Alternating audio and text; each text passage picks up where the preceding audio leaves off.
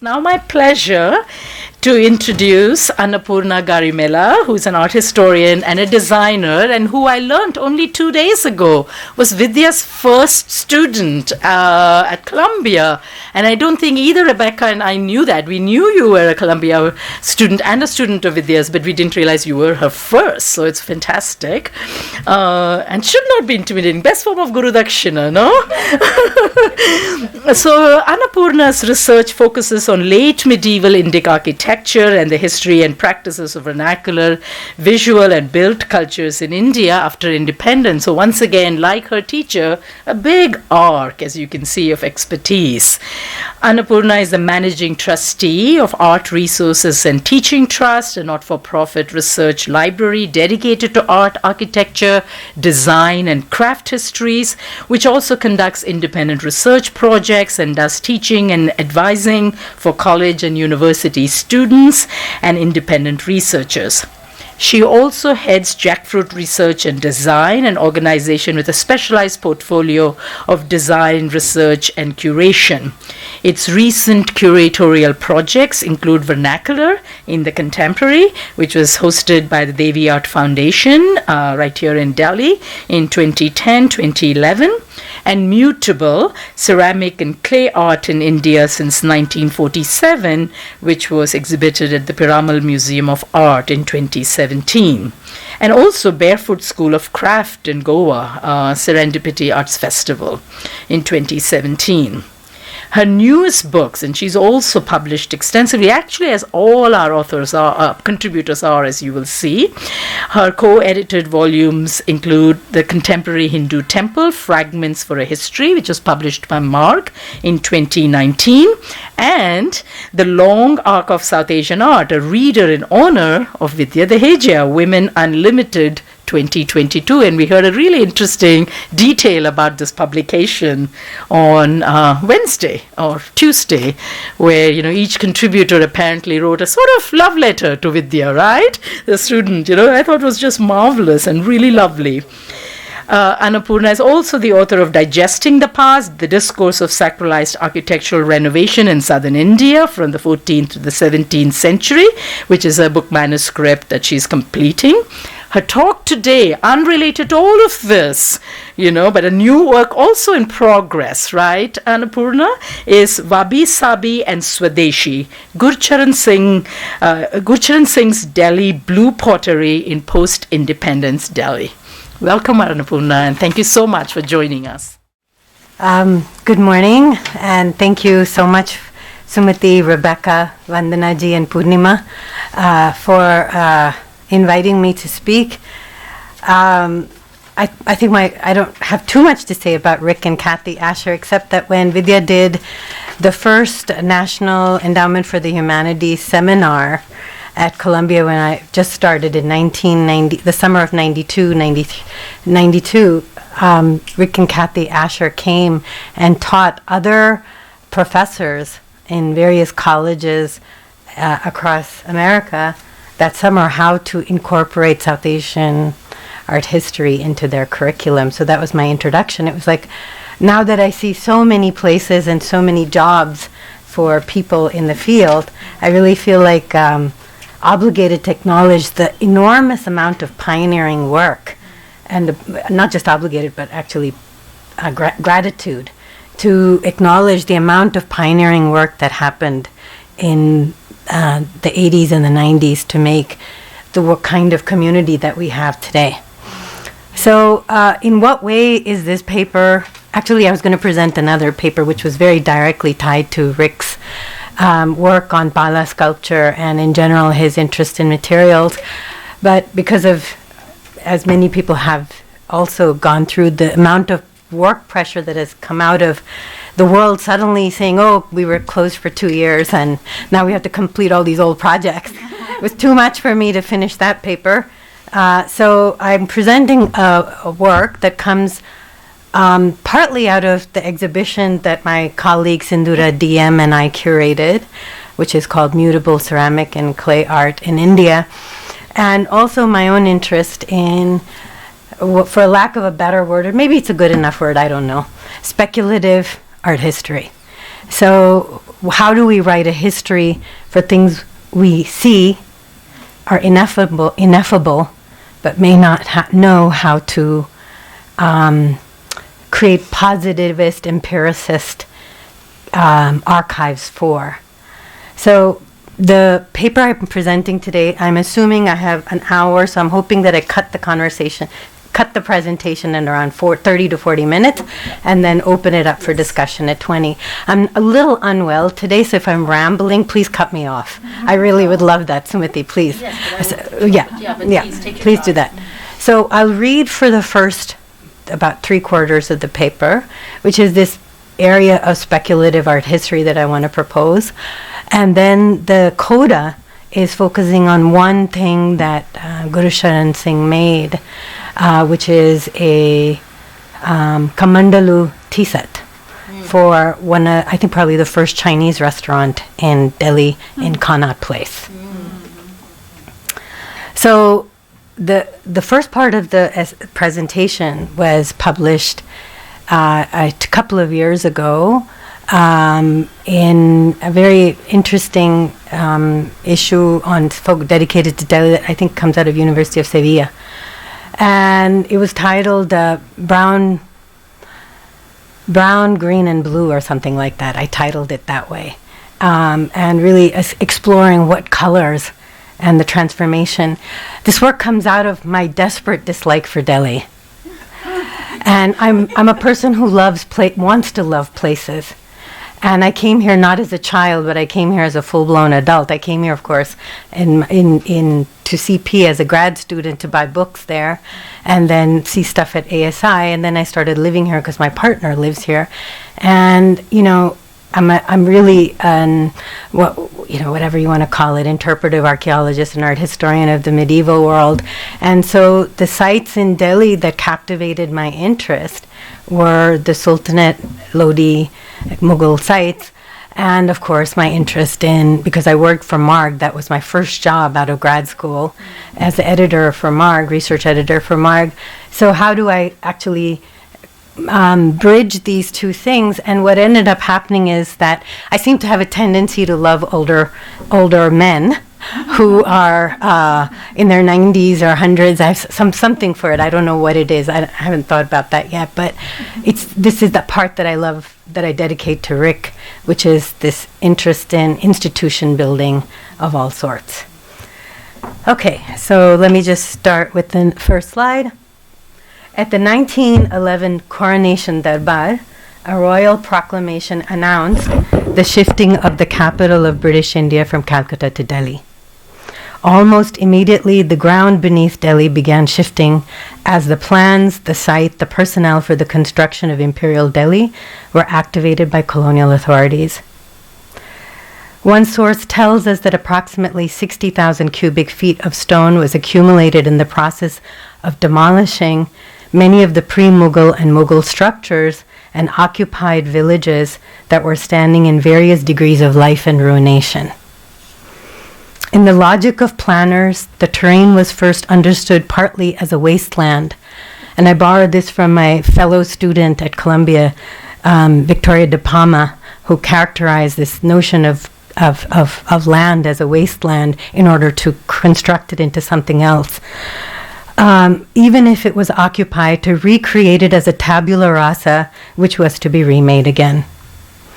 The used building material was recycled into the beds on which roads were to be laid and into the concrete for making buildings. There was so much material that no living rock in Delhi had to be cut and crushed for this purpose. The people who were living there were displaced to other areas. Some received new lands, while others moved away. Delhi was at that time part of the Punjab, right? Edwin Lutyens and Herbert Baker's plan was an imperial garden city, based on an ideal city form first consolidated in 1898 in Britain by Ebenezer Howard, with the aim of envisaging urbanization as one in which structures include workspaces and homes, were integrated into extensive green zones, which were either parks or agriculture. Lutyens and Baker's plan integrated their commitment to classical architecture as well as the aesthetic ideal of the picturesque.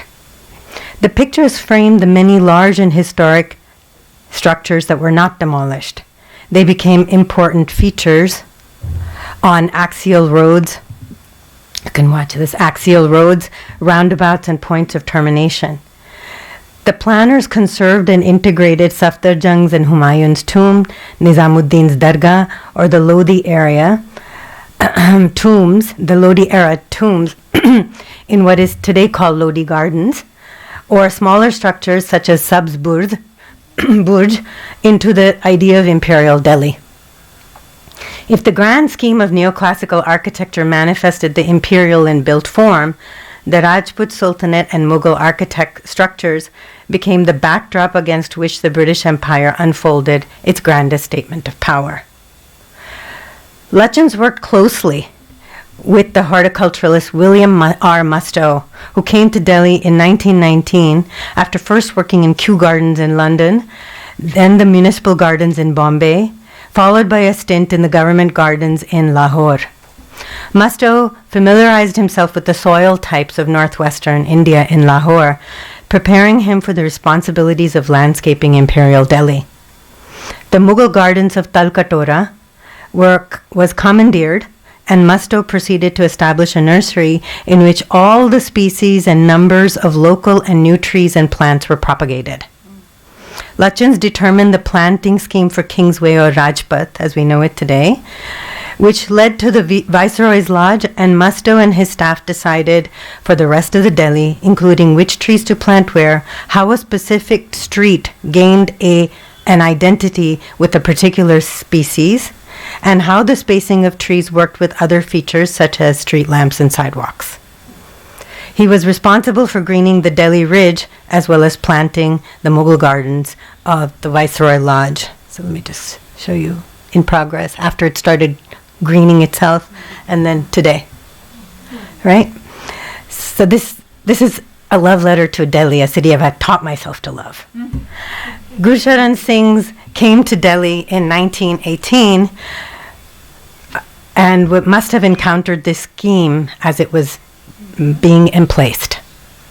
If today we see pre-colonial monuments in bare red or white, lime-plastered sandstone as picturesque counterpoints, neoclassical imperial architecture in the same colors of sandstone modified with elements from local architecture, such as the chhajja or eave and the chhatri or an umbrella like cupola, presiding over the city with large boulevards and circuses lined with green connecting it all, Singh would have seen bare earth, demolition, and road construction, living gurudwaras, mosques, and temples, the old city of Shahjahanabad, and decaying tubes that were left standing, some of which in the previous 50 years the British had conserved and converted into gardens.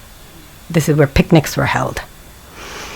It is important to visualize the state of Imperial Delhi in 1918 as unmade and in construction in order to then imagine how a young man such as Gurcharan Singh, a recent graduate in geology, would have seen this city in the making and seen how he could make himself. He came to Delhi from Jammu because his father's friend, Sardar Ram Singh Kabli, the owner of Delhi Pottery Works, located just south of the upcoming capital in what is today Safdarjung Airport. It was Lady Willingdon Airport at that time, manufactured bricks and tiles. Kabli's Brickworks was in the midst of producing a portion of the vast number of bricks, following on Vidya's paper, vast number of bricks required for building Imperial Delhi as a subcontractor for Shobha Singh and Baishakha Singh, two of the 5 most important contractors who had migrated from Punjab to make their fortunes in the entrepreneurialism made possible by the upcoming city. So I'm also just subtly kind of questioning the narrative that people who were Indian in colonial India only saw themselves as being exploited. That they were also like profoundly interested in the opportunities this new world presented them. The work was so intense that Kabli needed assistance and threw Gurcharan Singh into the task of learning every phase of the work in the pottery, especially in the tiles section. The work at the pottery also threw Singh into processes by which the landscape was being transformed. While he was learning to make tiles and watching bricks fired every day, he would have noticed that Delhi Pottery Works was surrounded by other kilns, which were located on or near Safdarjung's tomb. Looking at historical images of brick kilns and brick makers in paintings and prints made for British patrons or buyers, they appear as something exotic. So the left side being from Skinner's album, which is full of like construction workers and tradespeople and craftspeople. Exotic, that is being captured about the brickmaker and the manufacturing process in India. Simultaneously, they also communicate that what is in appearance exotic can be translated into something familiar by the English viewer, because in England too, bricks are fired in kilns. So there's this kind of translation of the exotic into the familiar in order to construct that emplacement. Even more important is that the act of visually recording brick kilns and bricks drying also tells viewers that there is permanent or pakka material, a big concern of British. Kacha se pakka kaisa karna hai? How do you translate this, right? Technology and human labor available to make the new structures that the East India Company and later the Imperial Government of India would need.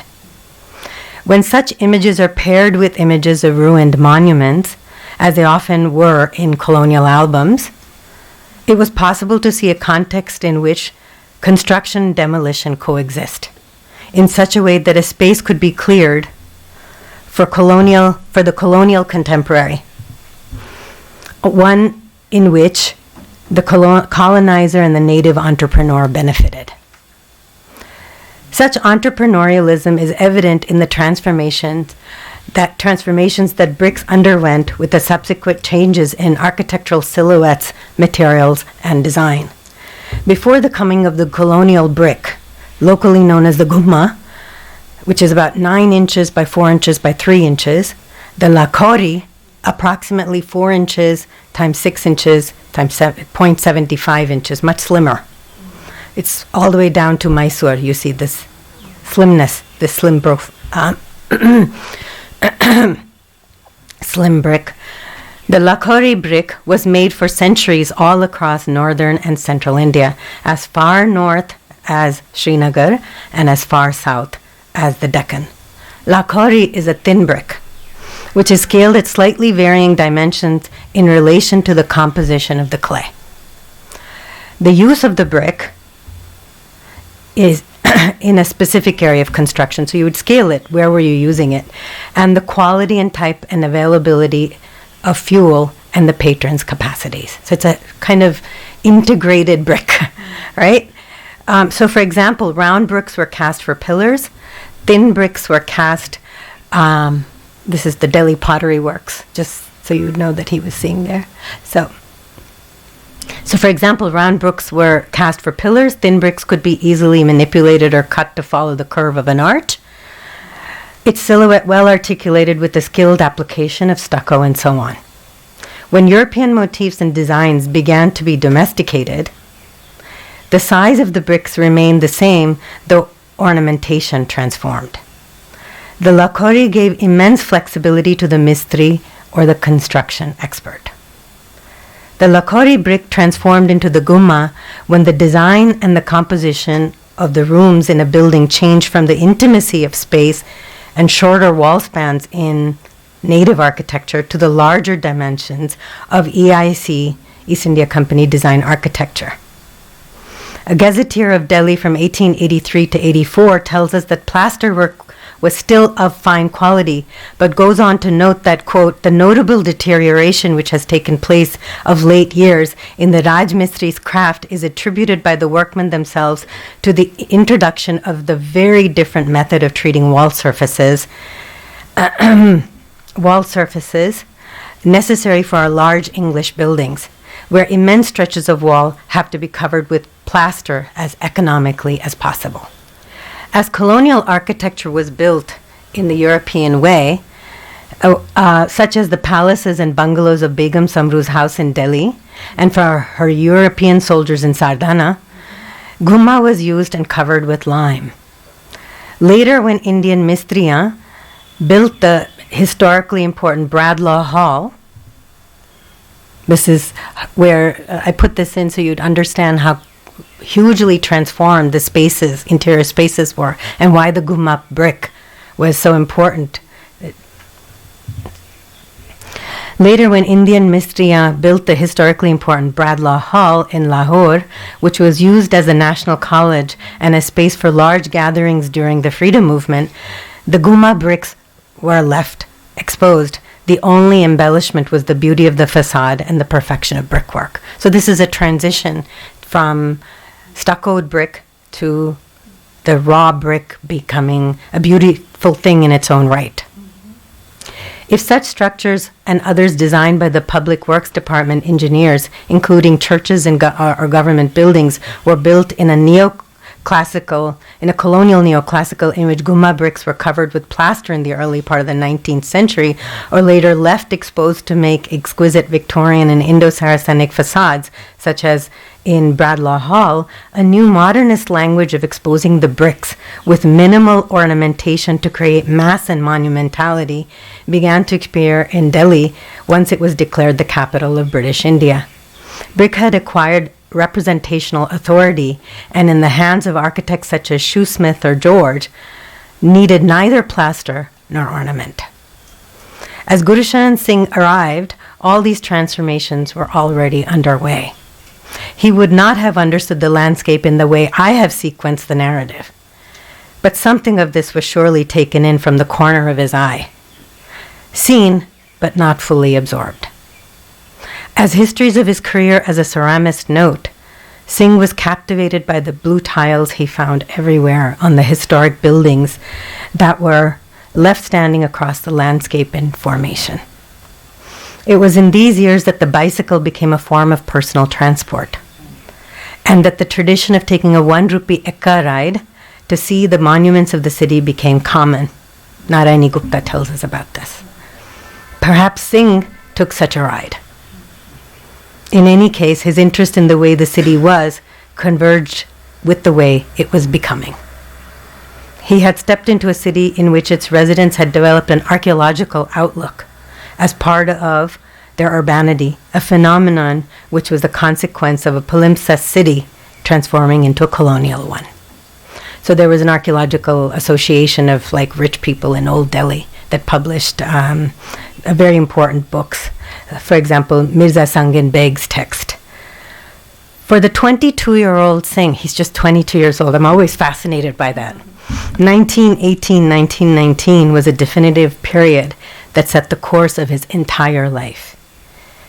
He met Chattar Kaur, the daughter of his employer, and when he asked for her hand in marriage, Gabli agreed, provided that Singh would go to Japan and study industrial ceramics, which he did in 1919. 1918 was also an important year in Delhi for the Satyagraha movement. Whether or not Singh was directly involved, he certainly would have been aware of it. Arriving in Japan, he began to learn Japanese. Let me just take you there. These are some of the other exposed brick educational institutions. The very famous Sujan Singh Park apartments, which is now under such dispute with the MCD and NMDC, where Khushwant Singh's grandfather, right? Okay. So, arriving in Japan, he began to learn Japanese to gain entry into the higher technological school in Tokyo. During this period, he also became associated with leaders of Minge, Japan's art and crafts movement, in which Yanagi Soetsu, Hamada Shoji, Tomimoto Kenkichi, and Bernard Leach, the British potter, the founder of British Studio Pottery, came together to make a movement that promoted the folklorization of culture and the idea of an artist craftsman dedicated to making functional ceramic ware. Singh was captured by the Minge narrative of the folk and the local, and by the potential of stoneware. It became a lifelong passion. When he returned to India in 1922, he returned to Delhi, married Chattar Kaur, and began to make hand-thrown pots at Kabli's Delhi potteries, which no one bought. It was at this time he met Abdullah, and that's Abdullah sitting on the pot there, a tile maker from Dasna near Amroha in Uttar Pradesh, who came from a lineage of potters who practiced Persianate ceramics and held the formula for Delhi blue, as Britishers called the color of Sultanate and Mughal tiles. Singh gave him a 1 rupee coin as dakshina, or a ritualized offering, which in turn designated Abdullah as his teacher. This was a lifelong association for the both of them. His guru, his teacher in ceramics. This continued until 1929. In these years, the pottery shifted to Factory Road. That's the Factory Road thing. And that's Gurcharan Singh, Chattar Kaur, and 2 school children. Not theirs. Not theirs. 2 school children. Girls, actually. He encouraged her to go, I think, study sociology in England, and she studied and came back much later in life. He was a very interesting person. In these years, the pottery shifted to Factory Road, as the brick kilns were demolished to make Willingdon, now Safdarjung Airport, and the Singh family built a Gumma brick house, not a Lakhori brick house, but a Gumma brick house on the land. The ceramic jali, the blue pot, is a later addition. It had a dome studio and floor tiles designed by Sarada Ukil, a Bengali actor and artist who trained with Abanindranath Tagore in Kolkata and migrated to Delhi in 1918, while Abdullah and Singh made them. His choice to expose the gumma, a modern form of an ancient construction material, and make an intimate aesthetic statement with it was the way he distilled the making of Imperial Delhi and his alliances with its various makers to build his new workshop home. The earthy modernism of the exposed brick house and the incorporation of designed handmade tiles, and Singh's affiliation with the hereditary Muslim potter who worked with materials which inhabited multiple temporalities, created the possibility for bringing together visually and materially large histories in intricate ways. So I just want to briefly introduce you, just to very quickly, just so that you understand the kind of things he would have been seeing and knowing about. There's a fabulous dissertation by M.S. Gill of University London, Qatar, where he analyzes the composition of Lodi and Mughal tiles and compares them to tiles from Afghanistan and further into Central Asia, to demonstrate that when these tiles were made, they were not just replicas of formulas that were developed elsewhere, but they were actually inventing a material out of things that were found here. So, for example, interest in this, just moving back and forth. I'm not trying to construct a deep history here. I'm just showing you the kinds of things. Of course, this is Man Singh's fort. It's a little tribute to Kathy. And of course, one of my favorite places in Delhi. It's such a moving place, really. And different at night, and different in the monsoon, and different in the blazing heat of summer.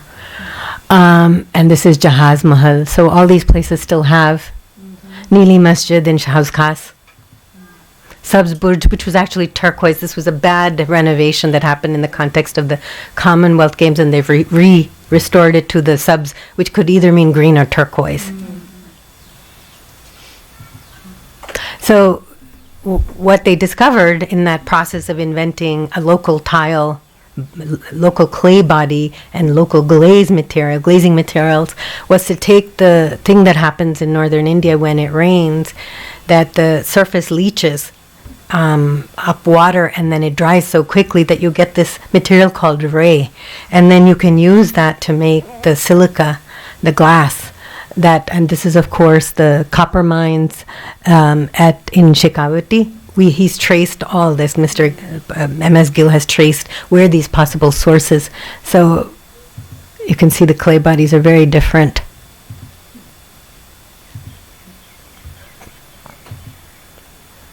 So once that process happens, you capture it in the tray down below, and it's heated, and then you get that ray. And so what he would have, in the circuit that he would have been looking at would be something like this. Something like this would have been in his route, in his imagination for the historic blue tiles where they were available.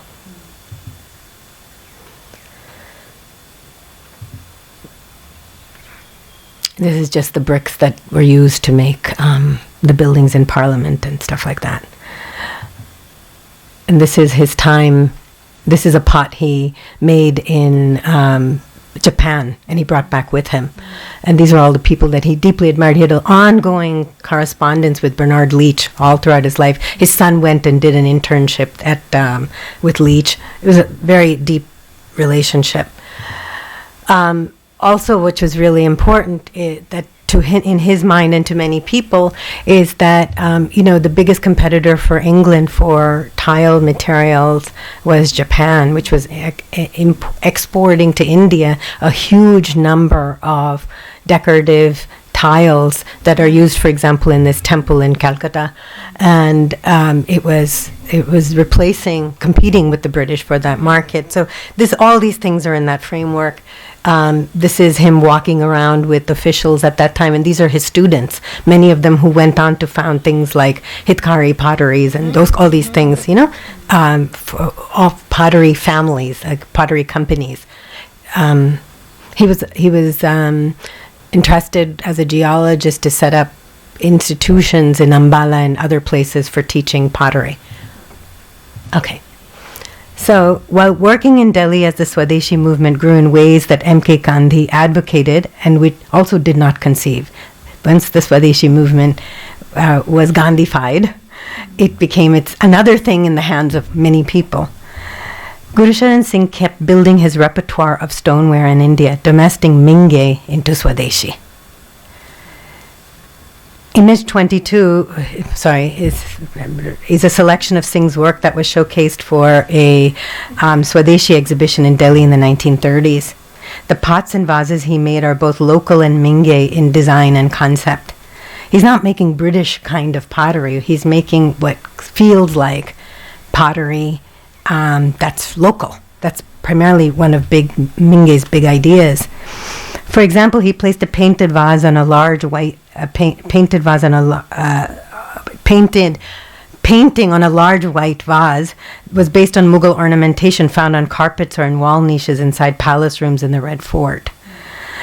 The vases without figural ornamentation are in shapes that have cosmopolitan origins and Singh's experimental glazes, and they're very much experimental. He was bringing together his education in geology to source materials, much of which came from around Delhi, his industrial training and the Minge experience in Japan, and his tutelage under Abdullah and his work in Delhi potteries to create stoneware, a completely new clay body for India that he had to compose.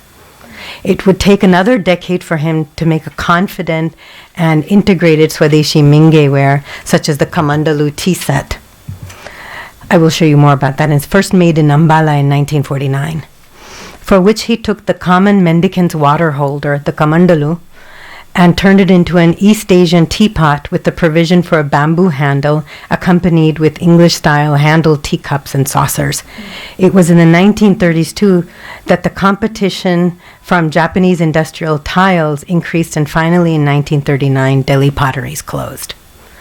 Singh went to Srinagar, Bundi, Lahore, and finally Ambala, setting up ceramic training institutes or working as a geologist for various governments. In a few years after partition, when he retired from government service in ceramics, Singh moved back to Delhi and started the Delhi Art Pottery on Factory Road. From here, he's studio art. You can see the names of this place are changing: Brickworks, then Art Pottery, then this thing, Potteries.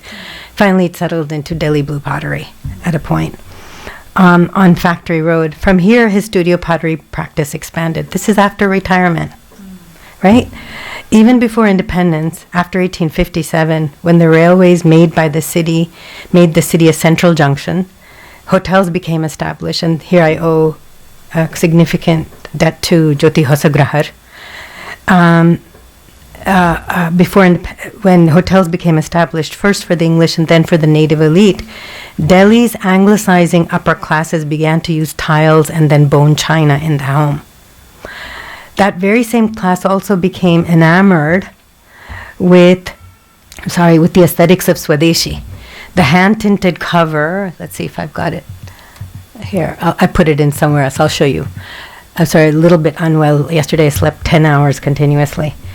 Aesthetics of Swadeshi, the hand-tinted cover of Illustrated Weekly from August 1946, shows two students from Lady Irwin College dressed in khadi saris and painting pots, one of them the shade of Delhi blue, that had captivated British architects and planners. Gurcharan Singh was now entering popular culture as the sign of the new, of the local and the self-made. Do you mean to show another slide here? I will come to this slide in a second. After independence, the first Indian government banned the import of foreign-made ceramics as part of the effort to grow local industries. Let me just get to this so that I deal with this. So this is just to make things a little bit clear that Delhi had 200 mosques before partition. And this is Jama Masjid was the head of all those mosques. So during partition, Old Delhi, around 1947, could also be if you saw the film Garam Hawa, M.S. Satyu's movie, it talks about such deep complexities in the old city of what do you do with this political power that disempowers you, right? That you have to sacrifice so much to make yours, to become its, right? So, and also at the same time at Humayun's tomb, you see all these partition refugees. I wanted to just make you aware that these two Delhis coexisted simultaneously in 1947. So, for example, Gurcharan Singh knew this, and it's relevant to him. Approximately 10,000 Muslims were massacred. Approximately 44,000 Muslim homes were abandoned and forcibly evacuated. 329,000 Muslims, 2/3 of the city's Muslim inhabitants, left. 1947, 44% of the population was Muslim. 1951 census, 5.72 population was Muslim. Out of 200 mosques, only some 137 were destroyed or converted into Hindu temples. So when we think about construction and expansion, again after 1947, you have to see that Connaught Place, Humayun's tomb, Old Delhi, and places like Defense Colony and Lajpat Nagar and all these places were just all part of the world that he was moving through. And there were people around him, like Dharampal Gulati and MD8 Spices, which is so famous. He was a partition refugee, and he built this very small Mahashia Di Hatti, and now he's a very wealthy spice dealer. I think now no longer alive. So he was also in this world of entrepreneurialism, and all these things, very nationalist things like Republic Day Parade and all these things. 1970s Connaught Place Super Bazaar. I just want to give you a quick overview so you would see the kinds of things that were in this world from 1947 onwards, how this was transforming. So, of course, he, like many potters, wrote a history, a manifest, and a technological manual for pottery. Many people wrote this, Nirmala Patwardhan and other people who were of that era. After the independence, the first Indian government banned the import of foreign-made ceramics as part of the effort to grow local industry. Simultaneously, as Imperial became New Delhi and new embassies and industrialists established themselves in the nation's capital, the need for table ceramics only grew as a consequence of the dinner parties for which the city is today so famous for. Many foreigners from the US and England who came to reside in Delhi were already familiar with the studio pottery movement, which had expanded to include amateur training and practice. You could go take a class in England. Gurcharan Singh began to teach a variety of people Delhi blue art pottery, and he began to make Delhi blue tableware. Thank you. soon he was commissioned to do things like, this is him, like very proud father of all these vessels. And of course his relationship with Abdullah continued. And why I gave you those statistics of the Delhi Muslims is he made these two very beautiful plates. They move me immensely. One says Allah and one is the Ek Onkar, which, if any of you are familiar, is a very important symbol for Sikhs. So he wasn't willing to participate in the politics of partition, a certain kind of politics of partition. He was inventing his own. Any of you, so these are the kind of tea sets he was making. And of course, all these ladies used to come and buy from the embassies and from the rich women. And he was very aware, so this is some of the beautiful, he gives a formula for Delhi blue pottery. And of course, the beautiful jali that probably maybe Chester Bowles, the ambassador, commissioned him to make this for the first time, maybe. I still need to dig more of this. I've heard rumors about this. I need to dig more. And then it was used first in Wembley Stadium in England, and then, of course, picked up here as well, version of it. In the embassy here, huh? The U.S. embassy? No, I think he went to take it home, Take it home. Wow. To understand how one person, a young Punjabi Sikh man, a geologist, a novice of tile making, became involved in making Delhi into a place, we have to hold on to that moment in 1918 when Singh would have seen the future and the past simultaneously in the present. Perhaps without knowing what he was doing, that he was doing so, to connect it to the moment when he would recognize that his own body and mind were involved in the task of making materials for a place in which structures had been demolished and structures were being made.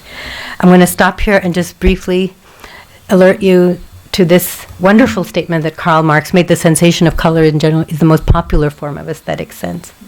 So this was very important. Gwalior pottery is another early 20th century potteries. Color was the easiest way. Dasrat Patel's set for the Kevla Dev Ghana sanctuary forest, it was very important because these things were also, the hospitality industry was going, so you needed stackable things, right? Things that easily fit into each other. This is his Delhi blue tea set. And I just want to conclude in a few minutes, talk about the Kamandalu tea set. This was, as I mentioned earlier, the Chinese restaurant in Connaught Place. So it's based on the Kamandalu. And of course, he's looking at all this kind of stuff. He traveled extensively through Japan, China, and Korea. Korea was the big source of Minge's inspiration. He was very interested in tea bowls, Bernard Leach, this aesthetic. And then, of course, what I want to alert you to is that the teacup is a political thing. So it's an object that's really interested in silhouettes. And this is the next, where the future of this project is going. So if you look at the silhouette of Mary Cassatt's women, they're holding it, and this part being out was very important to the silhouette. Whereas the Japanese have an interest in silhouette by holding the cup like this or like this. So he's thinking through all these things. He knows about all this kind of stuff. This is an early Dutch set. This is a Spode set. This is silver set. And of course he's very important. He's very aware of the importance of tea and class. And this is from Phil Ludgendorff's essay for Tasveer Ghar. And the transformation, some things continued, some things stayed, the faces got browner. Happy women. And of course tea itself, which was considered a colonial drink, became Swadeshi, right? And then tea nationalism. And also the idea that women were supposed to be romantically involved with the ceramic vase, representing themselves, their unfulfilled selves that would be fulfilled when the man came, right? And this is the way that blue pottery became Delhi blue. It wasn't just painted, but part of Connaught Place was painted blue. Taxis used to be blue from the 1970s. And then, of course, this rapid transformation movement of blue from holding like this, the teacup, to pouring it in your saucer, to holding it like this, to holding it like this, which I mentioned earlier, that all these various ways of drinking tea are about ease of use. The Coulard, which was probably invented in the 1920s in Calcutta for theater goers, and that women held tea as really women. And of course, one important intervention that Gurcharan Singh made is that bone china has bone in it. That's what makes it bone china. So this is not good for Indian people who are vegetarian. So stoneware doesn't have bone in it. So that what makes it fascinating. So, and of course the stainless steel cup is also an intervention into that sort of issue. So I want to conclude by saying that he was interested in silhouette, in sheen, so he knew that Delhi people like bright shiny things. So he double glazed his pottery so that it would look more like porcelain or bone china, but it's stoneware. And he was really interested in local material. Thank you so much for your patience with me. Oh, thank you. Wonderful. Thank you for the lecture actually. I got a lot of insight from my own work after the project from this particular talk. So thank you again for that. You're welcome. Thank you. My question to you is that you have shown us that towards the age of your presentation how he was involved in understanding tea and its political role. So how did he find his market? Like you showed us who were his buyers, who were like rich people. So how did he advertise his own products and like what made people come to him? So, Delhi Pottery Works is just near Safdarjung Airport. It is today on the backside of Ames. So it's right there. There's still Delhi Blue apartments there. His life was so, what do they call star-crossed? I can't even begin to tell you. So he continued there. All the embassy people would come. He was in that circuit, and people knew of him. His stuff was in Rashtrapati Bhavan. Herbert Baker bought some of his stuff. So it wasn't. People are interested in ceramics in Delhi. It was a big part of.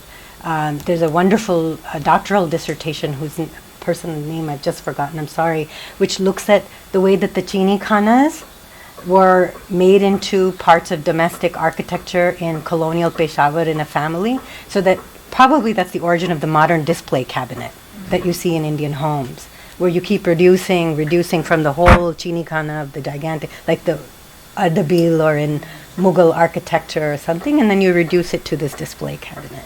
So there's a lot he's aware of this. He was a smart businessman, and he met lots of people, and women had money and they shopped. So he's very much. Oh, Do you want it? No, I don't need it. Thank you. That's why I closed it so I wouldn't spill anything on it. I'm a little shaky.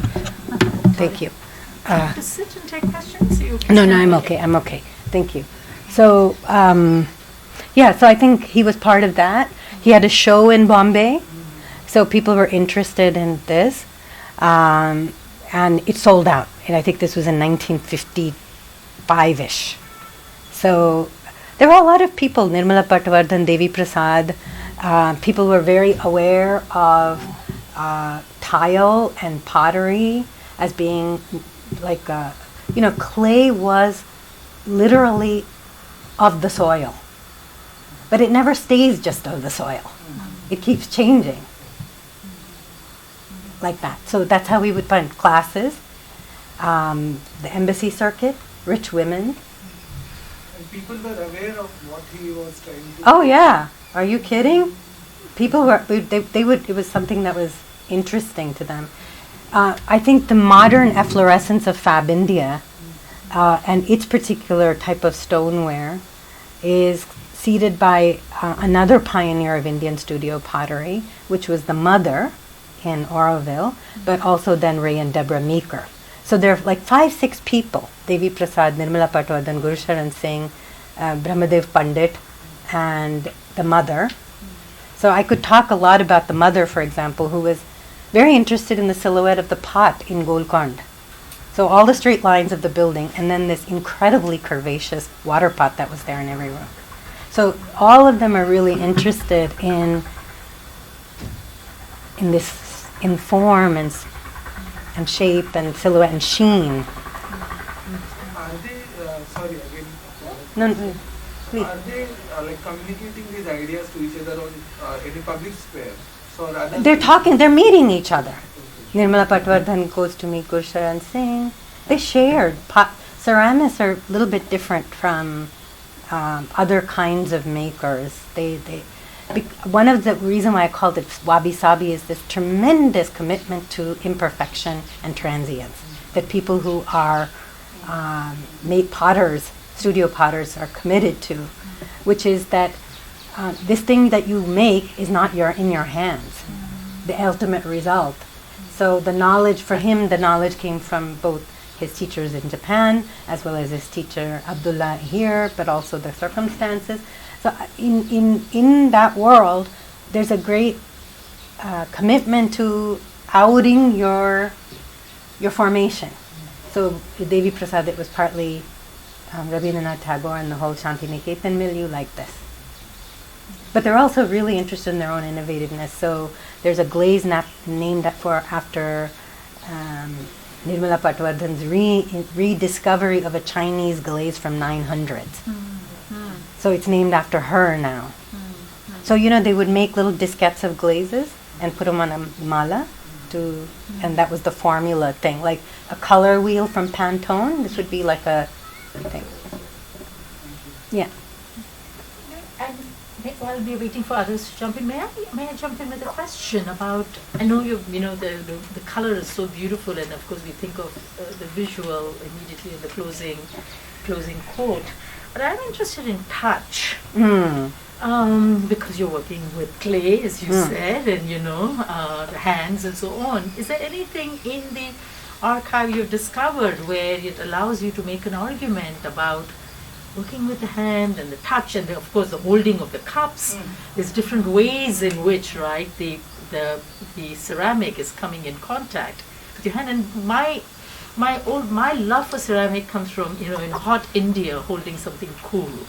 And how it cools your hand, right, while you hold it, even while you're drinking a hot cup of chai. So I'm wondering if there's an argument to be made about touch here as a sense, one of our parts of our sensorium. Yes, I think that,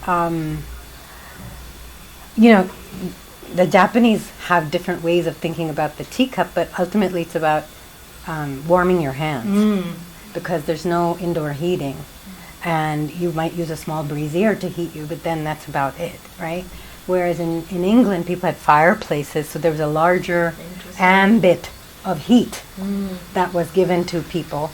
And first it was like this, you held it, the bottom up, and then the lip, and then you developed this little handle. So he's playing with all these things. He doesn't make a Japanese cup in India.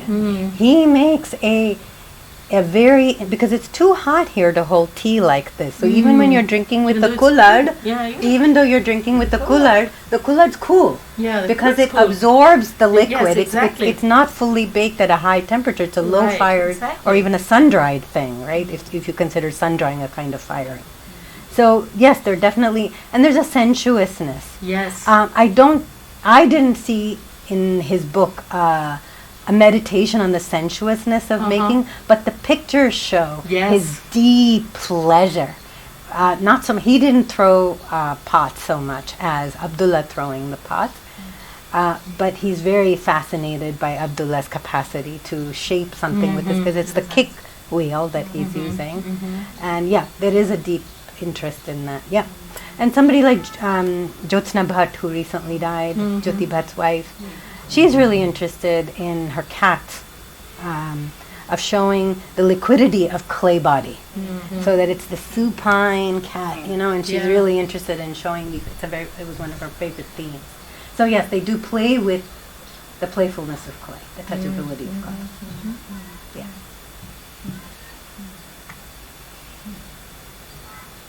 Yes, please. Yeah. Hi. So I wanted to go back to the beginning. You brought up the idea of speculative art history, and but then you have, so there are moments where you were kind of speculating, and then other moments where you had his books and photographs and archives. So I wondered if you could talk a little bit about what types of evidence survive and where the gaps were. So maybe I should first begin by talking about speculation itself, because I think that's the frame in which I could insert your question. My aunt recently told me that when I was 3 years old in my grandparents' house, which was an old-fashioned Andhra Brahmin household in our village, that she turned around from the main Mandua Savidi, which is the pluvium, the room with the pluvium, and there was a door there, and she saw this blue thing. And that was me, who covered myself from head to bottom with Robin's Blue, which is the indigo powder you put to wash your clothes. Make it white. So something, and at once I'd painted myself completely yellow, because that's what people painted the door frame at the bottom in South India. So I think that speculation begins with me, for me, with what is it about color that has fascinated me since I was very much. So I found affinity with somebody else who was deeply fascinated by color. And so then so if you look at, let's say, synthetic color, which I mentioned recently in another context, came up around 1856 as a byproduct of malaria research, and then you look at the explosion of synthetic colors. So you see street pictures in the 1950s and 60s rapidly transforming with color, especially when it comes to clothing. So one of the earliest embracing of synthetic colors were textile factories, which were making artificial silk colored saris for people who had never had access to silk because of their and color because of their caste location. So these sort of things are really important, and I don't know how to hold them all together yet. But so then I also don't know how to hold, or also I'm teaching myself how to hold all the things that Gurcharan Singh is giving to me, but in my way. So that's where the speculation begins. So what do I get? I get a smile in a picture. I get the Ekonkar and a Allah on a very similar plate. So he's created the same real estate, which is that Saladani kind of plate, but with different things. I'm reading things like Zuzana Saraneka, if I'm saying it correctly, her beautiful book on the allure of glazed terracotta in Renaissance Italy, and how people there were captivated in their rocky, stony architecture with putting plates on top partly as apotropaic qualities. I think in India there would have been something similar to shine and sheen. So in a way, I'm kind of making the archive in order to tell this story. Yeah, I think that's what I'm doing. Can I pick up on that? That's so wonderful. I love this exchange. I'm wondering if, I thought when you were beginning with speculative art history, when I think of speculation, there's speculation in the financial market, but there's also gambling. There's a gamble you take on an argument, risks, right? And I was actually wondering whether, you were going to actually connect it to his biography, but that's not where you're going, right? Because he's also, in a sense, risking, right? He goes to Japan, he finds, he's hoping that he'll find a market, he makes the switch to Swadeshi. There's creativity has so much risk in it too, right? And you're gambling too, and especially if you're, trying to make a living off of it too, right? I thought that's where you were going to go. That is deeply, when I said I like old men, I started working on old men. Mulkraj Anand was another speculator. Yeah. And he speculated on what a nation's heritage could be when he started Marg with a bunch of other people, including Anil de Silva and Minette de Silva and all those other people. I think what I'm saying is that, the biographic mode, that's where Gurcharan Singh's value rests, is like people who own his pottery focus on him. But he himself was not that interested in himself, and I take that lesson from him. He was interested in his love of ceramics and the craft. So in 1984, when the riots happened and he was attacked because of being a Sikh man, the petrol bunk near Ames gave him refuge, and the guy who had petrol, he poured petrol on the road.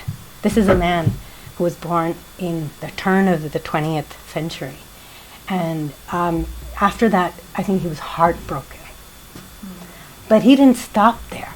He gave a lot of his collection to University of Punjab at Chandigarh, and he moved to Andretta in Himachal. And he started a new movement of pottery. He was against his son and his English daughter-in-law moving to Andretta, but when this happened, he moved there. And he took local pottery and created it into slipware with all the patterns of mandana or alpana from that area, which were also used in Rashtrapati Bhavan. If I had presented a different version of this paper, a different aspect of his life, it would be about the way that he... So this is a man who had such security in his capacity to think that he could take infinite risks. Yeah. And I think what I have absorbed in this risk-taking is you have to take that risk. You have to speculate. Nothing's going to be given to you 100%. Right. You cannot invent a perfect art history. That time is so dynamic, you have to be in dialogue with it rather than resisting it. So that's what I feel. Yeah. Yeah. I think we have time for one more thought. Yes, Venu. Lovely to see you. So I'm actually teaching in the School of Design.